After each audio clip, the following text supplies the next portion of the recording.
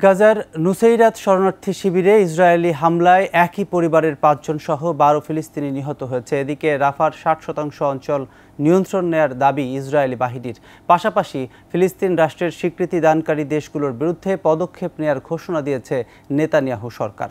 আরও জানাচ্ছেন আজহারুল ইসলাম।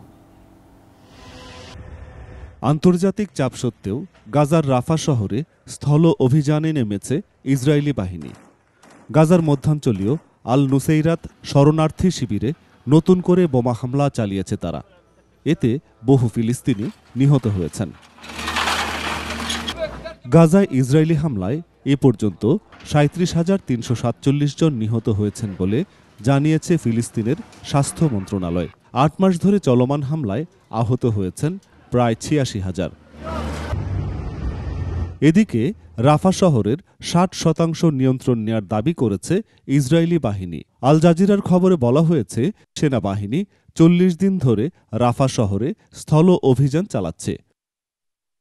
এমন পরিস্থিতিতে ফিলিস্তিনি রাষ্ট্রের স্বীকৃতি দানকারী দেশগুলোর বিরুদ্ধে ব্যবস্থা নেয়ার ঘোষণা দিয়েছে ইসরায়েল। ফিলিস্তিনি কর্তৃপক্ষ এবং একতরফাভাবে ফিলিস্তিনি রাষ্ট্রের স্বীকৃতি দানকারী দেশগুলোর বিরুদ্ধে কাজ করবে দেশটির নিরাপত্তা মন্ত্রিসভা। তবে ছাড় দেবে না ফিলিস্তিনি প্রতিরোধ আন্দোলন হামাসও। ইতিমধ্যেই তারা নতুন নতুন কৌশলে বেশ বিপর্যয়কর অবস্থায় ফেলে দিচ্ছে ইসরায়েলি বাহিনীকে।